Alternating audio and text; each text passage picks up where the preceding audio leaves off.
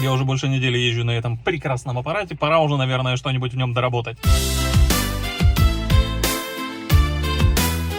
Извечная проблема — скрипящий подлокотник. Взял вот такую ленту антискрип. Она у меня оставалась уже, не помню от чего. Где-то в вольте я, по-моему, делал. И приклеил просто вот сюда. Этого никто никогда, наверное, в жизни не увидит, потому что народ клеит зачем-то вот здесь. Хрен знает почему. Ну, типа, это... Хотя, наверное, тоже незаметно. Но в целом...